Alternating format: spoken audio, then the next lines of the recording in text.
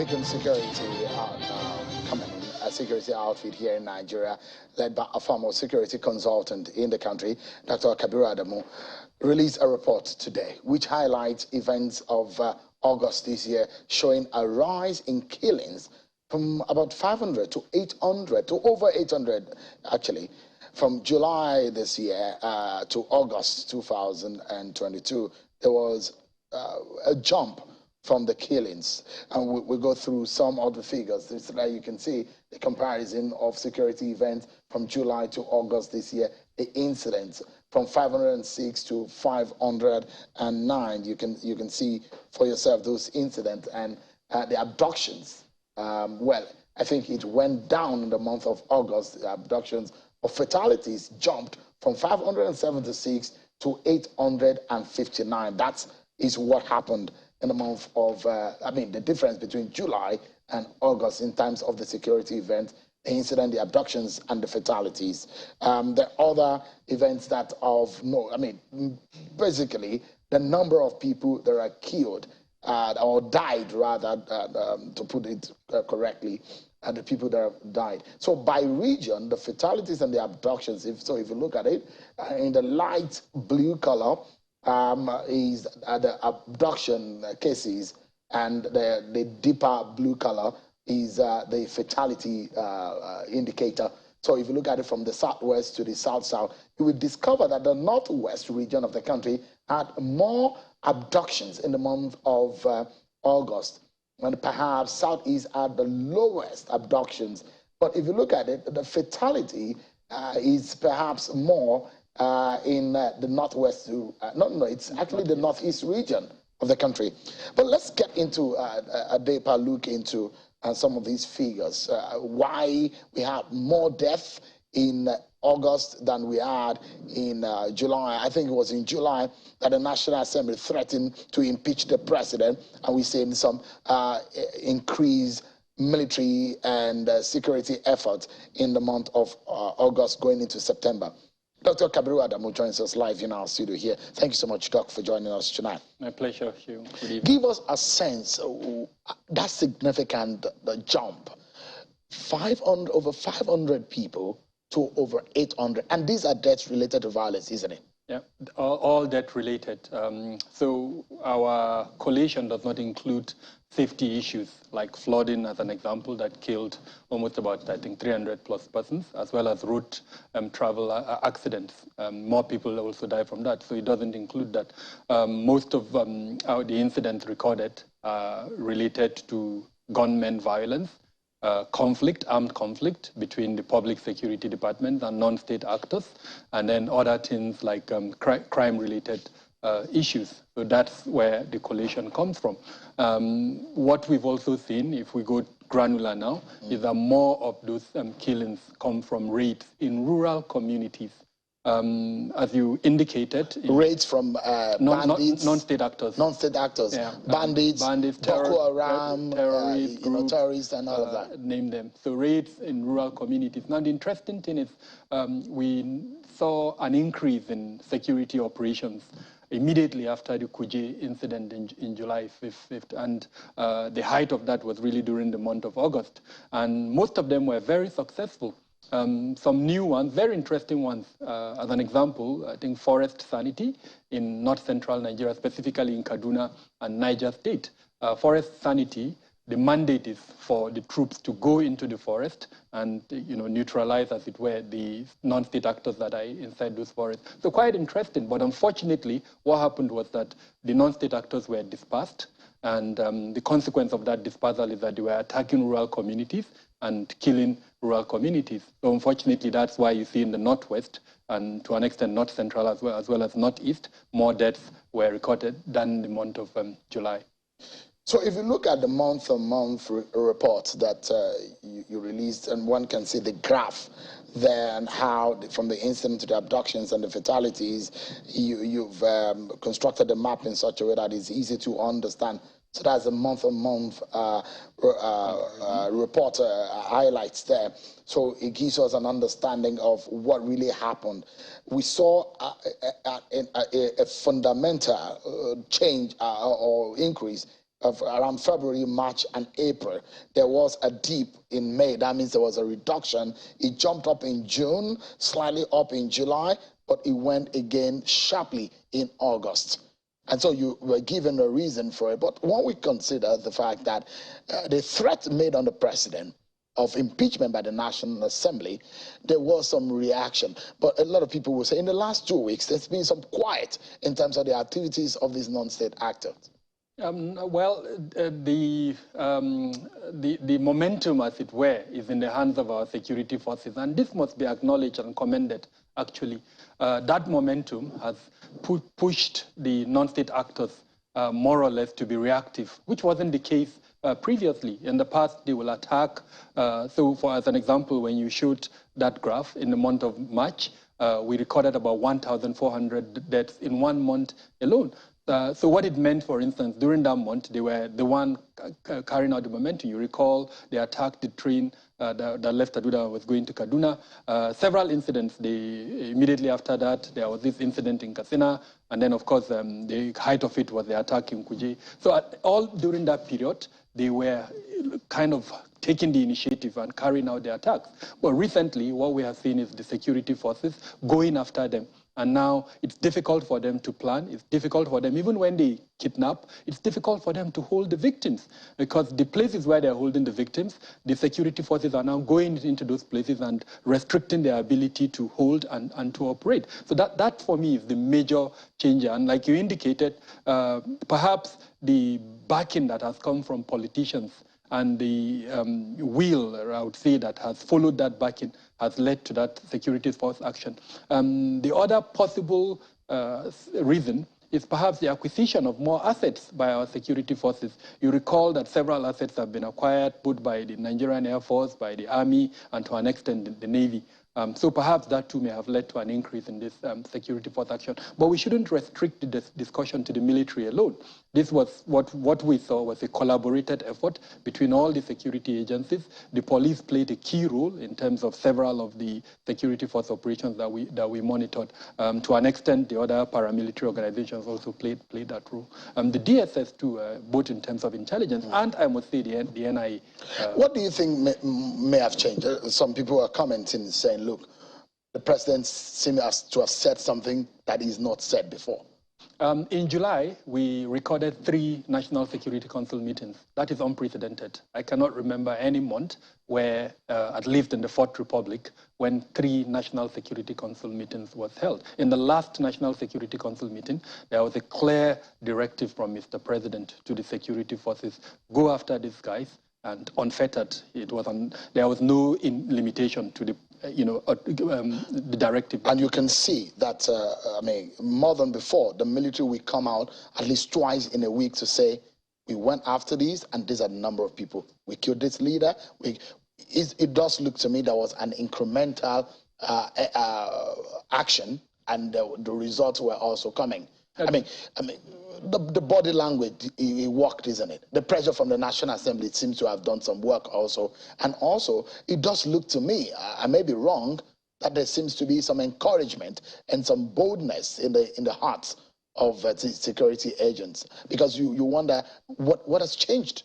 Yeah, you've mentioned the role by the political class, starting from Mr. President himself and the National Assembly. So on the one hand, I would say there was a little bit of stick when there was that attempt, to initiate a process for the impeachment of Mr. President, even though it was, neither here nor there. But I think the message had been sent. And then immediately after that, we also saw the National Assembly, both at the level of the Senate and then the House, inviting security chiefs, discussing with them, giving them support, and also encouraging them, in fact, in a very subtle manner, telling them that if you don't do your work, then there will be consequences. And so we saw that reaction from the security forces. One thing that I would say from a strategic point of view is the concerted effort that we've seen from the political class, from the technocrats, and then from those in the field. It looked somewhat like Nigerians were tired. Both the ones in uniform and the ones in khaki and the ones in plain uniform. That everybody seems to have been tired of the wake-up call was the Kuje incident and the reaction of the international community. We must also mention that the international community, starting from I think the U.S. Embassy and several other diplomatic missions, did release alerts and advisories that indicated the capital was not safe. And so that was a wake-up call. You cannot have a situation where... It seems things have changed. Definitely. We saw attacks in Kuje, Buhari. Those threats were there. And these are the fringes of Abuja. Exactly. In fact, these are where most people who work in the city, where they live. I mean, there are more population in these areas compared to the city itself. Now, we did give a list of activities that were initiated by the Minister of the FCT. That must be commended too. He convened severally during the month of both July and August, the Security Committee that he chaired, and came out with several actions. So for instance, in our July report, we did indicate locations where we know that these gunmen were hibernating. And so in August, we saw clearance operations in those locations. And then the thick bushes that were surrounding those areas were also cleared during that period. And then, of course, he also approved some funds for the commencement of what they call the G7 operations. The G7 operations would include troops from the FCT as well as the contiguous states. Does the FCT minister have any powers under the law? Just like, is he a security commander in the state? I mean, in the FCT, considering the fact that you have a president also within the same territory compared to state governors. I know he chairs a committee, security committee, and everything I've mentioned was taken at the level of that committee. There is a commissioner of police of the FCT. As a member of that committee, and I think the military too, the Guards Brigade probably, and several others of the security department. It's possible that the results or the outcome of that committee would be taken to perhaps each organization would seek approval from their leadership. Possibly. I mean, it's on a day like this that I'm not excited because people are being killed, but I am full of praise for our military men and women who are risking their lives every day. And it's on a day like this that we will say thank you to them. We will say kudos to their family members for standing by them for this job they are doing. If there is a failure, we will say. If there is an improvement, I think it's also good to say kudos to them if there is an improvement. We just hope that things will be improved upon, and these, the president called them fraudulent. I mean, it does look like he doesn't believe in the name of Boko Haram. He said these guys are fraudulent, they are frauds. I mean, so that they can be cleared out of our land, so that Nigerians can live in peace. There are two words that I would like to kind of emphasize. Yeah. Coordination and cooperation. We've seen an increase in that, both in terms of intelligence, the gathering of intelligence, the sharing of intelligence, and then at the operational level. When we talk about the security operations, it was a coordinated effort between both the military and the several other security forces. So that commendation, I think, should go to all the security agencies, especially, and I want to emphasize this, the role of intelligence, both in terms of human intelligence and technical intelligence. Now, you talked about sustainability, and I think that is where perhaps in our report, we've highlighted several areas where sustainability, for us to achieve it, we need to do a lot of things. The gap between the federal government and the state government, we need to close that gap. Earlier on, I spoke about that the non-state actors were attacking persons in rural areas. That's the gap. We need to close that gap, increase the protection. And it's not the role of the military, as it were. We need to enhance protection. One of the things that we must discuss as a country is the decentralization of security. Now, most people talk about state policing. It could be, an interpretation of that decentralization, or it could even mean the reducing administrative decisions to the state level as against leaving it at the federal level. If we borrow from the US system, then perhaps the state policing and even community policing and even taking it down to constituencies, we must talk about that. I'd like to get what you make of the arrest of Malam Mamu. who was arrested in Egypt, who was on his way to Saudi Arabia, and it's been taken to court. And the DSS has come out that there were a lot of incriminating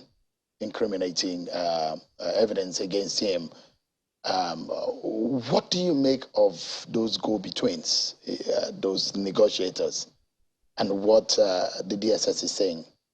So negotiation is a skill, a professional one. It's not just anybody that goes into negotiation. And there are principles for which you go into negotiation. I like to describe Mr. Mamu as a man that wears many caps. And depending on which cap you want to analyze him with, you could reach different conclusions. But the reality is that he entered a field that unfortunately he was not trained to be in it. So as an example, we know he's a journalist, a publisher. We also know that he's closely associated with Sheikh Gumi, so that makes him perhaps a cleric. We also know that he was, to an extent, a negotiator. Then there's the allegation, which is where DSS is going, that he was a benefactor. And then, of course, he was also a collaborator. So those last two are dangerous in the sense that you cannot be a negotiator and benefiting from the proceeds of the negotiation. Now, you can agree, for instance, to a payment. That payment can never be as part of the ransom. And I think that is where the allegation is. Again, in my earlier submission, I talked about coordination and cooperation. So we know his arrest was not done just by one agency. It included several facets of the Nigerian strategy there. Intelligence community, actually, including the external one and the internal one. So again, these are things that we need to commend the security departments. They've worked together. And we also know that there was perhaps a request from a foreign government which showed that he was a person of interest, not just in Nigeria. Now, all of these are things that will be proven in court. And so that's, if I'm going to call on especially the DSS, is to ensure that the evidences are gathered in a manner that it will be convincing. I mentioned that he wears many caps. Now, if the DSS doesn't do that, present the evidence in a very transparent manner in such a way that the first two caps I mentioned, the journalist cap that he wears and the religious cap are silenced, then we're likely to have a situation where the government would be in a defensive position. Let me check on about three of the diagrams on the slides that we have here. And I'm a bit bothered about the state fatalities figures and the pictures that we have, and that of the state abductions. Let me go to the state fatalities first and foremost. If you look at the diagram, not this one, please, the state fatalities, where we have all the states aligned in, okay, well, this is the abductions. It seems someone is mixing things up. But, well, let's stay on these for a moment. You see that Borno State has, okay, something is going wrong. Go to state abductions. That's where I'm talking to. Borno has the highest, 104. Kaduna has the second highest in state abductions in the month of August from your report, 64. If we look at the state fatalities for the month of August, Borno has 349. He's leading in that, not for a good reason. Kaduna 279. What was going on in that respect? One word: non-state actors. But one would think that those activities in the Northeast had been silenced. To an extent, but what we did is to dislodge them, and so they are moving around, and they're not just moving around, they are angry at both the government and the people, because of course the people have not been supporting them. And so what they do is when they go to rural communities, they kill at will. Remember, they are armed. Remember, they're also very angry. And so that's why we're seeing that type of killings, unfortunately, in those two locations. And I mean, it's ironic that those two states are states that have presence of both, the terrorists as well as the bandits, especially for Kaduna State. One last one is the regional fatalities, the map of Nigeria, and how some of these activities have gone on.